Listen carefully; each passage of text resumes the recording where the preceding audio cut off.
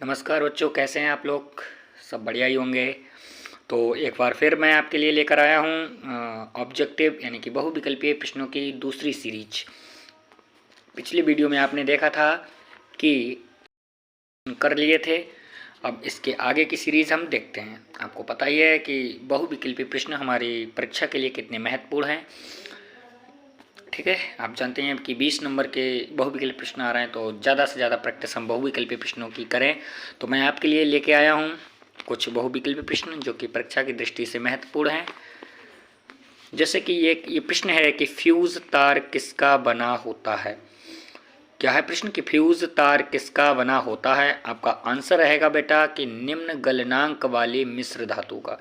आपको 4 ऑप्शन मिलेंगे, उसमें से आपका जो आंसर टिक करके आना है, ये ऑप्शन आपको टिक करके आना है कि निम्न गलनांक वाली मिश्र धातु से। इसी तरह से बेटा आपका अगला प्रश्न है कि यांत्रिक ऊर्जा को विद्युत ऊर्जा में बदलने वाला यंत्र क्या है। तो जो आपको वहाँ 4 ऑप्शन मिलेंगे, उसमें से आपको टिक करके आना है डायनमो या विद्युत जनित्र। कौन सा आपको टिक करके आना है बेटा, डायनमो या विद्युत जनित्र। उसके बाद बेटा हमारा अगला प्रश्न है कि विद्युत जनित्र परिवर्तित करता है। किसे परिवर्तित करता है, यांत्रिक ऊर्जा को विद्युत ऊर्जा में। ऊपर आप प्रश्न देख रहे हैं कि यांत्रिक ऊर्जा को विद्युत ऊर्जा में बदलने वाला यंत्र है। मतलब ये प्रश्न 2 तरह से पूछा जा सकता है कि यांत्रिक ऊर्जा को विद्युत ऊर्जा में बदलने वाला यंत्र है, ये पूछता है तो आपका आंसर होगा डायनमो या विद्युत जनित्र। और इस तरह से अगर प्रश्न आता है कि विद्युत जनित्र क्या परिवर्तित करता है, तो आप आंसर टिक करके आएंगे कि यांत्रिक ऊर्जा को विद्युत ऊर्जा में बदलता है। अगला प्रश्न है बेटा हमारा कि विद्युत मोटर परिवर्तित करता है। क्या परिवर्तित करता है कि विद्युत ऊर्जा को यांत्रिक ऊर्जा में। फिर है कि बायोगैस का मुख्य अवयव क्या है। तो हमारा आप जानते हैं कि हमारा जो मीथेन है वो बायोगैस का मुख्य अवयव है। अगला प्रश्न है ऊर्जा का अंतिम स्रोत कौन सा है। ऊर्जा का अंतिम स्रोत कौन सा है। तो आप जानते हैं कि ऊर्जा सूर्य जो है वो ऊर्जा का अंतिम स्रोत है। अगला प्रश्न है बेटा कि अनवीकरणीय ऊर्जा का स्रोत क्या है। तो आपका जो 4 ऑप्शन मिलेंगे आपको, उसमें से आपको लगा के आना है कोयले की ऊर्जा जो है वो अनवीकरणीय ऊर्जा का स्रोत है।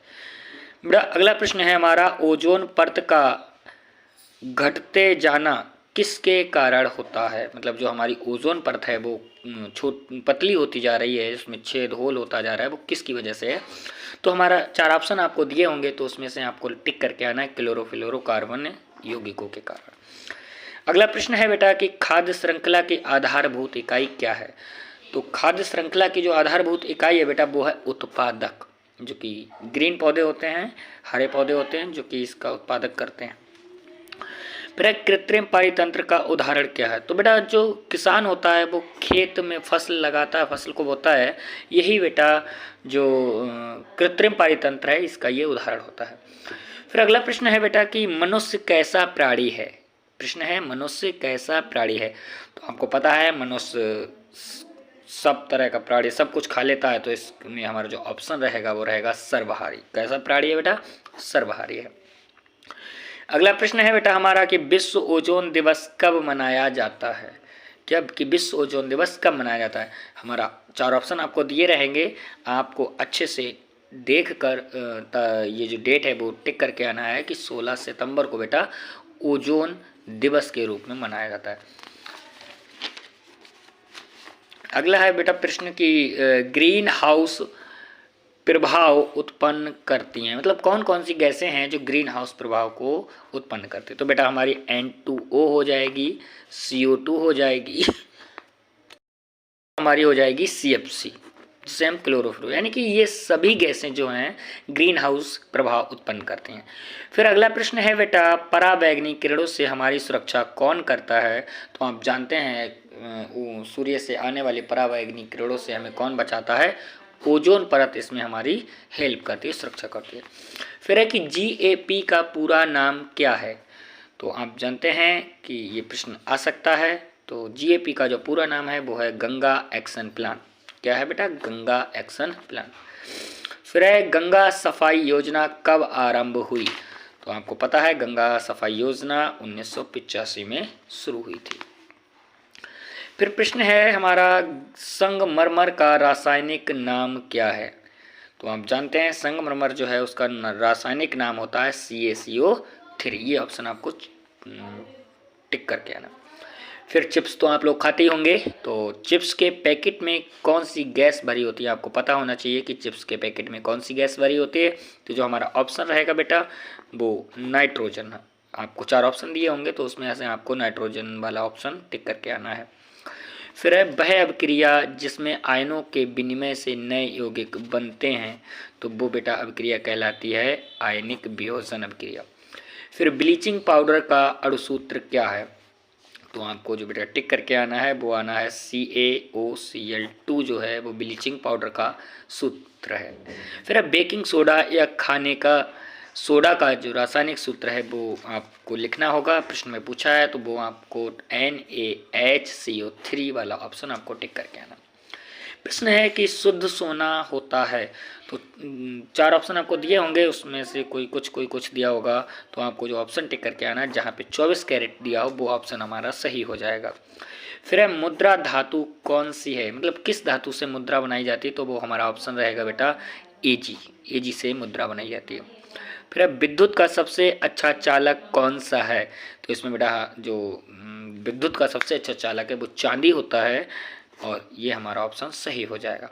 फिर है बेटा कि अमलगम होते हैं, क्या होते हैं? तो अमलगम बेटा मिश्र धातु होते हैं। क्या होते हैं? मिश्र धातु होते हैं। प्रश्न है बेटा हमारा कि प्रयोगशाला में संश्लेषित प्रथम यौगिक का नाम है। तो बेटा जो प्रयोगशाला में सबसे पहला यौगिक था वो था यूरिया, जो कि संश्लेषित किया गया था। फिर है कि मार्स गैस में मुख्यतः होती है, तो मार्स गैस में आप जानते हैं कि मुख्यतः उसका मेथेन CH4 मार्स गैस में होती है। फिर है कि प्रोपेन का रासायनिक सूत्र क्या है? इसी तरह से बेटा प्रोपेन, मेथेन, ब्यूटेन पूछ लिया जाएगा, कुछ पेंटेन पूछ सकता है कि इसका रासायनिक सूत्र क्या है। तो यहाँ पे हम प्रश्न में पूछा है कि प्रोपेन का रासायनिक सूत्र क्या है, तो हमारा ऑप्शन C3H8 सही हो जाएगा। उसके बाद पूछा है बेटा कि प्रोपेनॉल है, तो उसका जो फार्मूला यानी कि सूत्र होगा वो होगा C3H7O7 हो जाएगा।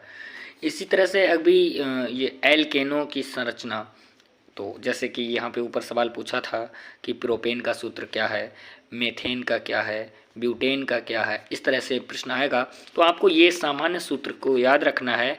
यदि एल्केन पूछता तो आपको सूत्र लगाना है CnH2n+2।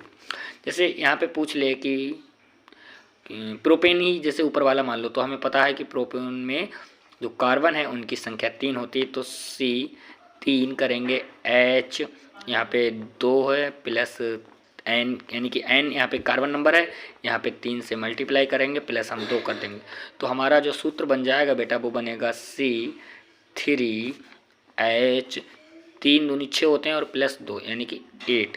ये देखिए अभी यही ऊपर हमने सूत्र देखा था प्रोपेन का C3H8। तो इसी तरह से हम मेथ, एथ, प्रोप, ब्यूट किसी भी एन का सूत्र, एल्केन का सूत्र हम लिख सकते हैं, चाहे वो प्रोपेन हो, मेथेन हो, ब्यूटेन हो, पेंटेन हो, हेक्सेन हो। बस हमें कार्बन नंबर बढ़ाते जाना है, उसी तरह से सामान्य सूत्र में वो फिट करते जाना है और हमारा आंसर हो जाएगा।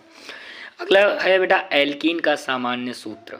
तो आपको पता है एल्कीन का सामान्य सूत्र जो बेटा होता है CnH2n होता है, और n यहाँ पे कार्बन नंबर है, ठीक है। जितना भी जैसे एथीन का सूत्र हो तो एथीन में कार्बन की संख्या 2 होती है प्लस H2 और N यहाँ तो हो जाएगा C2H4 हो जाएगा, C2H4 हो जाएगा। इसी तरह से एल्काइनों का सामान्य सूत्र बेटा CnH2n-2, यहाँ पर हमको -2 रखना होगा। और हमारा अगला प्रश्न है कि आधुनिक आवर्ती वर्गीकरण का आधार है, तो हमारा जो आंसर है वो है परमाणु संख्या। फिर है मेंडलीव की आवर्त सारणी में आवर्तों की कुल संख्या कितनी होती है, तो हमारा जो ऑप्शन रहेगा बेटा 7। तो ये बेटा कुछ हमारे महत्वपूर्ण प्रश्न रहे जो हमने आपको बताए हैं, ठीक है। अच्छे से आप रिवाइज करेंगे, तैयार करके जाएंगे परीक्षा में, और बिल्कुल डरने की ज़रूरत नहीं है, पेपर को तुम लोग फोड़ के आओगे। एक मोटिवेटेड शायरी है कि खुदी को कर बुलंद इतना हर तकदीर से पहले खुदा बंदे से पूछे क्या है तेरी रजा। यानी कि इतना पढ़ के जाओ कि एग्जामिनर कुछ भी पूछ ले तुम बस ये कहो कि भाई पूछ क्या पूछना, हम जवाब देने के लिए तैयार हैं। धन्यवाद बच्चों।